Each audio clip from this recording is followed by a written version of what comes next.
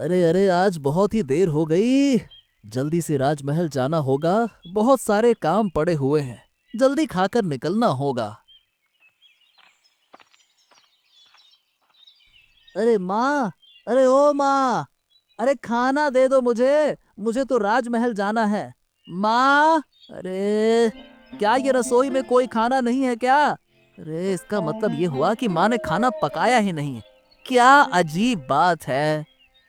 अरे अरे, सुबह सुबह इतनी आवाज क्यों लगा रहे हो? अरे मुझे राजमहल जाना है, मुझे खाना दे दो, खाना। राजमहल जाना है तो मुझे क्या करना है? खुद खाओ, खुद बना लो। मुझे गुस्सा क्यों दिखा रहे हो? बहुत किया तुम्हारे लिए, तुम्हारे बाप के लिए। वो तो कब का चला गया। अब नहीं कर सकती मैं। खुद बना के खाओ, खुद बनाओ और मुझे भी प्यार से खिलाओ। ये तो तुमसे हो ना सका। माँ, मैं दिन भर काम करता हूँ, कैसे सुबह खाना बना सकता हूँ? मैं तो तुमसे बस 2 बार खाना बनाने को कहा था। तुम्हारा तो ऐसा भी बुरा हाल नहीं है कि तुम 2 वक्त का खाना न बना सको, हैं? हाँ हाँ, तुम तो यही कहोगे। तुम्हें मेरी सेहत का कोई ध्यान है? तुम तो बस महाराज और अपने कामों में ही व्यस्त रहते हो। ओ देखो माँ, तुम ना बहुत आलसी हो रही हो। ये आदत तुम्हारी सेहत के लिए और खराब हो सकती है। ये मैं तुम्हें पहले ही बता रहा हूँ। हाँ।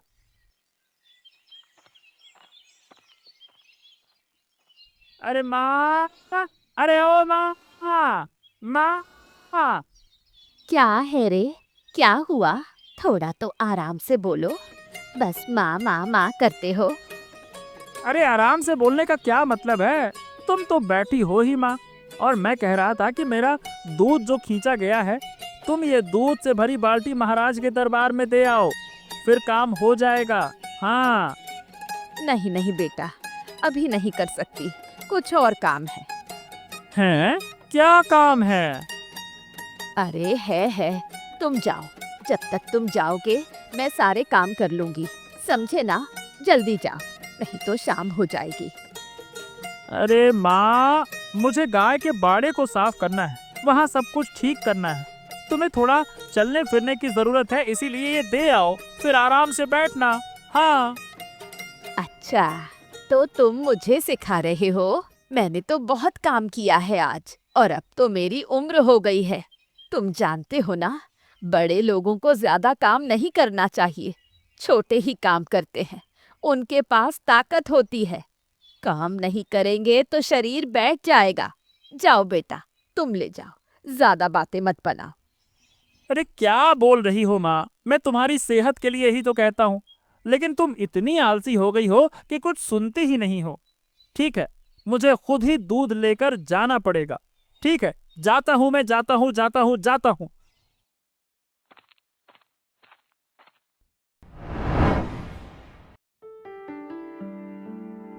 ओ देवराज, आओ आओ आओ आओ। प्रणाम महाराज। शुभ प्रभात। प्रणाम। शुभ प्रभात, शुभ प्रभात। लेकिन देवराज, तुम्हारे चेहरे से तो लग रहा है कि तुम्हारी सुबह शुभ नहीं रही है। क्या हो गया देवराज? बताओ बताओ, क्यों गुस्से में क्यों दिख रहे हो? बताओ। अरे नहीं महाराज, कुछ नहीं हुआ। अब क्या कहे, सब ठीक ही है। देवराज, भूलो मत तुम राज्य के महाराज से बात कर रहे हो। उनकी आंखों में धोखा देना इतना आसान नहीं होता। हाँ। चलो, अब जल्दी से बताओ क्या हो गया। जी महाराज, दरअसल बात यह है कि आज सुबह उठते ही बिना कुछ खाए मुझे यहाँ आना पड़ा, क्योंकि घर में मेरी माँ ने कुछ खाना बनाया ही नहीं। और महाराज, ये सिर्फ आज नहीं हो रहा, अब तो मतलब आप समझ लो कि अक्सर ही ऐसा हो रहा है। माँ मुझे कोई काम करने नहीं देती, दिन भर सोती रहती है, बस बिस्तर पर पड़ी रहती है। यहाँ तक कि जब मैं यहाँ आने से पहले माँ से कहता हूँ कि माँ खाना बना दो, तो घर लौटते ही उल्टा मुझे खाना बनाने के लिए कहती है। बताइए भला। आहा, ये तो ठीक नहीं है। लेकिन देवराज, अब तुम्हारी माँ की उम्र भी हो गई है, इसलिए वो ऐसा कर रही होगी। ठीक है, तुम चिंता मत करो। उन्हें समझाओ, वो समझ जाएंगी। हाँ ठीक है, जैसी आपकी आज्ञा महाराज। सभी मुझे छोड़ के चले गए, कोई भी मेरे पास नहीं है। अकेले अकेले खाने का भी मन नहीं करता। माँ बाप ने मुझे अकेला क्यों छोड़ दिया? उन्हें मुझे साथ लेकर जाना चाहिए था। मैं भी आकाश का तारा बनकर उनके पास ही रहती। अरे ये पेड़ के नीचे कौन बैठा है? ओ हो, ये तो राखी है। राखी, राखी, क्या हुआ? हाँ बोलो। ऐसे अकेले क्यों बैठी हो? क्या हो गया? क्या बात है, बताओ। कुछ नहीं हुआ। हैं? तुम रो रही हो और कह रही हो कि कुछ नहीं हुआ? बताओ बताओ बताओ, क्या बात है, क्या हो गया, बताओ। असल में मुझे अपने माँ बाप की बहुत याद आ रही है। कितने दिन हो गए, उन्हें एक बार भी नहीं देख सकी। घर पर अकेले रहकर अब अच्छा नहीं लगता। लगता है मैं भी उनके जैसे आकाश में चली जाऊं। ओहो, ये सब नहीं सोचना चाहिए राखी। आओ, तुम आओ, मेरे साथ आओ। आज से तुम मेरे घर पर रहोगी, ठीक है? लेकिन अरे कोई लेकिन वेकिन कुछ नहीं। चलो, अब मैं कह रहा हूं ना कि मेरे साथ चलो तो चलो। चलो चलो चलो चलो चलो। ओफो, पूरे दिन लेटे लेटे कमर दर्द हो गई।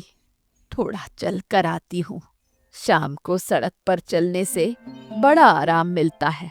सूरज कितना सुंदर लग रहा है।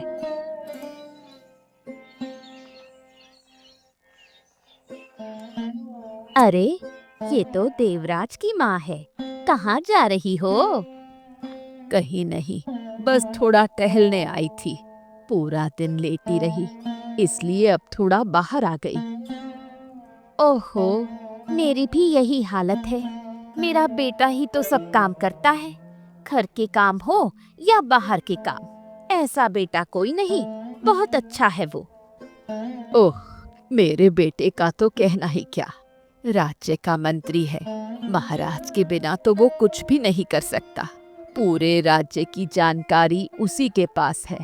महाराज का सबसे विश्वसनीय आदमी है। कौन कहता है तुम्हें कि तुम्हारा बेटा ही सबसे विश्वसनीय है? मेरा बेटा माधव तो पूरे राज्य की बातें जानता है। हमारे घर के ग्वाले का दूध ना जाए तो महाराज मुंह तक नहीं लगाते। मेरा बेटा ही वो दूध लेकर जाता है। चुप रह, ज्यादा बात मत कर। मेरे बेटे को अगर पता चला तो तुझे ठीक कर देगा। क्या कहा तुमने? मुझ बूढ़ी को? तुम्हें क्या लगता है, तुम भी तो बूढ़ी हो? मुझे कहने चली है। मैं भी अपने बेटे को बताऊंगी, फिर देखो क्या होता है। प्रणाम महाराज। प्रणाम प्रणाम। आओ माधव, आओ आओ आओ। महाराज, क्या मैंने कोई अपराध किया है? आज भी तो समय पर दूध दिया था, फिर भी आपके पहरेदारों ने मुझे यहाँ बुलाया। क्या आप मुझसे कुछ कहना चाहते हैं महाराज? नहीं नहीं नहीं नहीं माधव, अपराध की बात हम क्यों करेंगे। लेकिन हाँ, एक महत्वपूर्ण बात थी जो तुम्हें बतानी थी। हाँ हाँ, क्या महाराज, कहिए। तो बात यह है कि तुम जो दूध हमें देते हो, कुछ दिनों से उस दूध में से बदबू आने लगी है। कई लोग उस दूध को पी नहीं पा रहे हैं। इसका क्या कारण है? पहले तो तुम बहुत अच्छा दूध देते थे, बताओ। दरअसल महाराज, घर के सारे काम और बाहर के काम अकेले संभालते हुए गायों का ठीक से ध्यान नहीं दे पा रहा हूँ। शायद इसी वजह से ऐसा हुआ हो। महाराज, कृपया करके माफ करें। मैं इस बात का ध्यान रखूंगा कि आगे से ऐसी कोई शिकायत ना आए। ये बताओ, अकेले क्यों? तुम्हारी माँ भी तो है, वो तुम्हारी मदद नहीं करती है क्या? हाँ महाराज, माँ तो है, लेकिन माँ मुझे किसी भी काम में मदद ही नहीं करती। उल्टा हमेशा मुझे डांटती रहती है। इस वजह से सब कुछ मुझे खुद ही अकेले करना पड़ता है। ये ठीक नहीं है माधव। ठीक है, चलो अब तुम जाओ, मैं देखता हूँ कि क्या किया जा सकता है। ठीक है महाराज, जैसी आपकी आज्ञा। देवराज और माधव के बारे में कुछ तो सोचना होगा।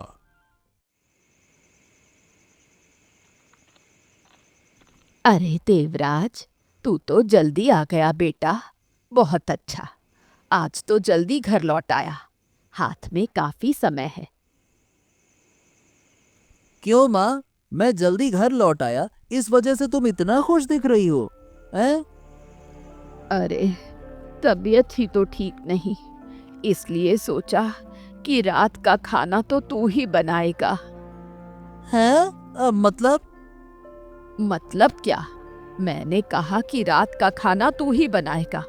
मैं अब और नहीं कर सकती, थोड़ा सोने जा रही हूँ। तू खाना बना लेना, समझा? अरे मैं नहीं कर पाऊंगा माँ, मैं नहीं कर पाऊंगा। सब काम करते करते थक चुका हूँ माँ मैं अब। तू क्या काम करता है बेटा? बस वही महाराज के दरबार में जाकर बैठा रहता है। 2 वक्त का खाना बनाने में कितना समय लगता है, देख कर ले। मैं न खाना खाऊंगा ना ही खाना बनाऊंगा। रोज रोज की ये परेशानी अब मुझसे सहन नहीं हो रही है। सुबह भी बिना खाए निकलता हूँ और रात को भी नहीं खाऊंगा। सो जा चुपचाप, जा सो जा, तुझे भी कुछ नहीं करना है, जा। मुझे गुस्सा दिखा रहा है? ये मत भूल कि मैं तेरी माँ हूँ। बड़ी बड़ी बातें बोलने से पहले जरा सोच समझ के बोल। लीला, मैं निकल रहा हूँ, और राखी तू अच्छे से रहना। लीला, उसे थोड़ा देख लेना, है ना? ठीक है, मैं जा रहा हूँ। ठीक है, अपना ध्यान रखना। हाँ हाँ, मैं जल्दी वापस आ जाऊंगा। राखी, जा रहा हूँ। ठीक है। ये क्या बेतुकी बातें कर रहा है? खुद के पास खाने के पैसे नहीं और एक लड़की को ले आया है। अब अच्छा नहीं लगता। सारा दिन काम करते करते हालत खराब हो जाती है मेरी, और दूसरी तरफ उसकी ये बेतुकी बातें नहीं रुकती। मुझे आदित्य दा के घर में इस तरह रहना अच्छा नहीं लग रहा। उन लोगों को भी परेशानी हो रही है। अरे महारानी, मैं तो कह रही थी कि सारा दिन क्या लेटी रहेगी और लेटकर मेरी शादीशुदा जिंदगी को नुकसान पहुंचाएगी? नहीं नहीं भाभी, तुम बताओ मुझे क्या करना है, मैं कर दूंगी। क्या घर में इतने सारे काम हैं, तुझे क्या दिखाई नहीं देता? मैंने तो सारी तकलीफें झेल ली, घर को अनाथालय बना दिया है। जाके उन बर्तनों को धो के ला। ठीक है, अभी जाती हूँ। हाँ जल्दी, वो काम खत्म कर, और भी काम है। हो गया भाभी, अब मुझे क्या करना है? हाँ, बाहर कितना गंदा पड़ा है, उसे धोकर सुखा दे, फिर घर को भी साफ कर। मैं थोड़ा सोने जा रही हूँ। और हाँ, ज्यादा शोर मत करना ताकि मेरी नींद ना टूटे। नींद टूट जाए तो मेरा बड़ा बुरा हाल हो जाता है। ठीक है, सब कर दूंगी। प्रणाम महाराज। अरे देवराज, तुम यहाँ? तुम तो घर जा चुके थे ना? हाँ, फिर कैसे? हाँ महाराज, लेकिन घर जाकर मेरी माँ ने फिर से मुझे खाना बनाने को कहा। लेकिन मैं इतना थका हुआ था कि मुझे खाना बनाने का बिल्कुल भी मन नहीं था। जब मैंने ये कहा तो मेरी माँ ने मुझे बहुत कुछ सुना दिया। अब मेरा मन नहीं लग रहा महाराज। इस तरह मैं काम नहीं कर सकता। ये तो बड़ी ही गंभीर बात है देवराज। आज शाम को मेरे पास माधव आया था, जो हमारे दरबार में दूध देता है। उसकी भी तुम्हारी तरह ही समस्या है। मैंने थोड़ी देर पहले उसकी बात भी सुनी। हाँ, अब क्या करूं महाराज, मेरी मदद करें, कृपया करके मेरी मदद करें। सुनो देवराज, खाना इस राजमहल में खाओ, फिर जल्दी से अपनी माँ को राज दरबार में लाने की व्यवस्था करो, ठीक है? हाँ ठीक है महाराज। और हाँ, सिर्फ अपनी माँ को नहीं, माधव को भी जाकर बता दो कि उसकी माँ के बारे में भी व्यवस्था की जाएगी। जितनी जल्दी हो सके ये सब काम खत्म कर लो, मैं तुम्हारे और माधव की माँ को सही सीख दूंगा। ठीक है? बहुत बहुत धन्यवाद महाराज, बहुत बहुत धन्यवाद। माँ, अरे माँ सुनो, तुमसे बात करनी है। क्या हुआ बेटा? बोल। महाराज ने तुम्हें और मुझे दरबार में बुलाया है। हमें जल्दी जाना होगा। कल रात ही मुझे राज्य के मंत्री देवराज ने सूचना दी थी। महाराज ने मुझे? लेकिन क्यों बेटा? अब मुझे नहीं पता, वो हमें जाने को कह रहे हैं। हमें जाना चाहिए, नहीं तो महाराज नाराज हो जाएंगे। हाँ। तो क्या महाराज को मेरे आलस के बारे में पता चल गया है? शायद मेरे बेटे ने ही सब कुछ बता दिया होगा। अच्छा नहीं लग रहा। अब क्या होगा? और कल तो देवराज की माँ के साथ झगड़ा भी हुआ था, उस बारे में भी मुझे बुला सकते हैं। अरे क्या हुआ माँ, ये क्या सोच रही हो इतना? नहीं नहीं, मैं नहीं जाऊंगी। कल देवराज की माँ से मेरा झगड़ा हुआ था, शायद इसी वजह से मुझे बुलाया है।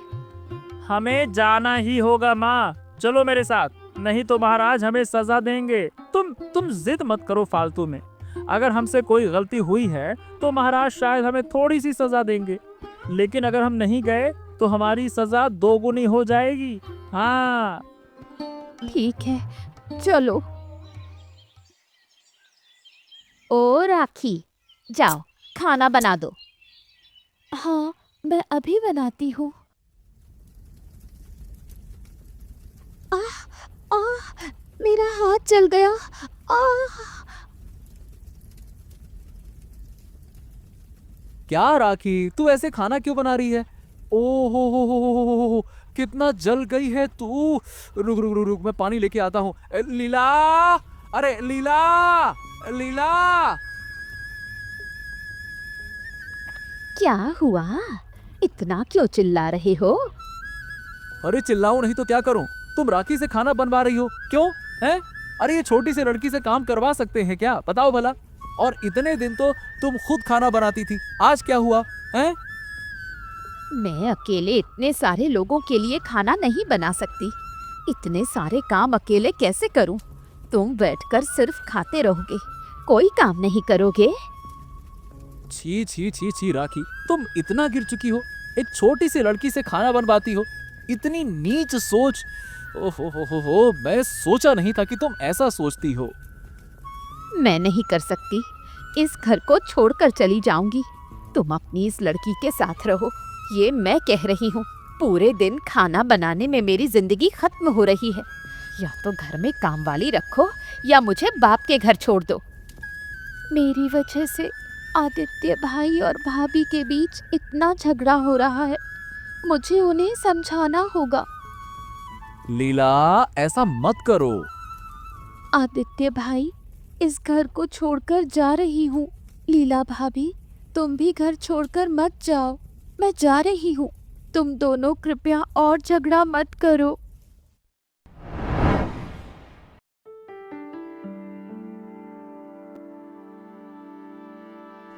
प्रणाम महाराज। प्रणाम महाराज। आइए आइए आइए, हम आपकी ही प्रतीक्षा कर रहे थे। आप दोनों कैसे हैं, बताइए।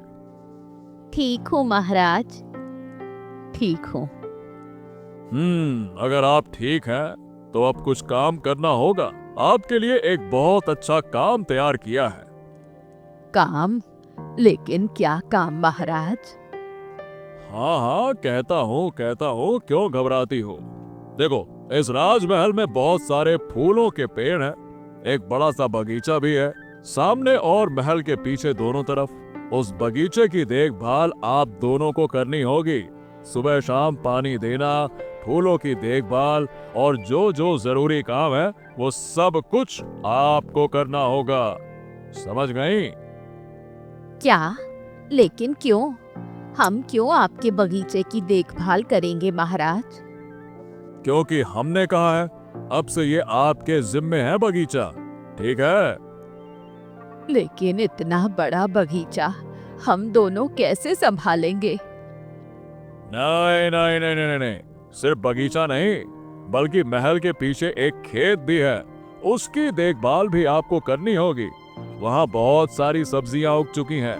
महीने के अंत में आप उस खेत से जितनी सब्जियां चाहें ले जा सकती हैं। नहीं नहीं, हम ये काम नहीं करेंगे। अगर तुम ये काम नहीं करोगी तो तुम्हें मैं राज्य से बाहर निकाल दूंगा। अब तुम दोनों सोच कर बताओ, क्या तुम काम करना चाहोगी या राज्य से बाहर निकलना चाहोगी? बताओ, सब कुछ तुम्हारे हाथ में है। देवराज, आज मुझे बहुत खुशी हो रही है, समझे? अरे, मेरी माँ को महाराज ने सही तरीके से डांटा है। आज आया मजा मेरी माँ को। अरे, पूरे दिन सिर्फ बैठने के कारण शरीर में दर्द हो रहा था, फिर शरीर और भी ज्यादा खराब हो जाता था। हाँ, ये बात तो तुम बिल्कुल सही कह रहे हो भाई। जब मेरी माँ काम नहीं करती थी ना, तब मुझे इतना गुस्सा नहीं आता था जितना गुस्सा मुझे इस बात पर आता था कि उनकी तबीयत खराब हो रही थी। अरे भाई, दिन भर पड़े रहोगे तो तबीयत खराब होगी ही ना। हाँ, खैर अब तो सब ठीक है, अब चिंता की कोई बात ही नहीं है। अरे, ये राखी तो नहीं आ रही है। अरे देखो देखो देखो देखो, वो रो रही है और हाथ भी जल गया है। हाँ हाँ हाँ हाँ, तुम सही कह रहे हो। अरे राखी, इधर आओ इधर आओ इधर आओ। हाँ, बताओ क्या हुआ? क्यों मुझे बुला रहे हो तुम लोग? ये तेरे हाथ को क्या हुआ? कैसे जल गया है? दरअसल मुझे आदित्य दा अपने घर ले गए थे, मैं वहीं थी, लेकिन लीला भाभी आदित्य दा के जाने के बाद मुझसे सारे घर के काम करवा रही थी, यहाँ तक कि खाना भी बनवाया, और उसी खाना बनाने में मेरा हाथ जल गया।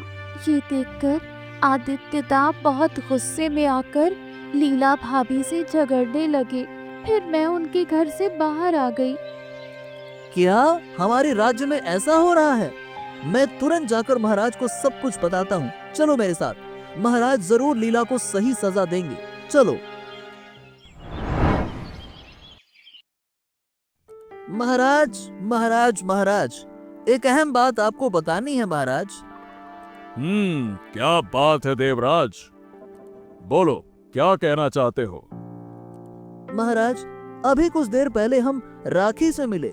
देखिए महाराज, राखी के हाथों में जलने के निशान हैं। क्या हुआ राखी? क्या बात है? कैसे हुआ ये सब? महाराज, मैं एक अनाथ लड़की हूँ। उस दिन जब मैं दुखी होकर पेड़ के नीचे बैठी थी, आदित्य दा ने मुझ पे दया करके अपने घर में रहने के लिए कहा, लेकिन लीला भाभी इसे बिल्कुल सहन नहीं कर पाई और उसने मुझसे बहुत सारे काम करवाए, यहाँ तक कि खाना भी बनाने को कहा, और खाना बनाते समय मेरा हाथ जल गया। ठीक उसी समय आदित्य दा घर लौटे और ये देखकर बहुत गुस्से में लीला भाभी से झगड़ने लगे। फिर क्या हुआ? झगड़ा बढ़ता देख मैंने उनसे कहा कि मैं यहाँ से जा रही हूँ, नहीं तो लीला भाभी आदित्य दा को छोड़कर अपने पिता के घर चली जाती। तो हमारे राज्य में ऐसा अन्याय बिल्कुल भी सहन नहीं किया जाएगा। हम स्वयं जाकर उस लीला को सजा देंगे। महाराज, आपको इतना कष्ट उठाने की जरूरत नहीं है, मैं स्वयं देख लूंगा ना, आप निश्चिंत रहिए। नहीं नहीं नहीं नहीं देवराज, बहुत समय हो गया है मुझे महल से बाहर निकले हुए। हम खुद लीला के घर जाते हैं, तुम लोग भी मेरे साथ आओ। जैसी आपकी आज्ञा महाराज।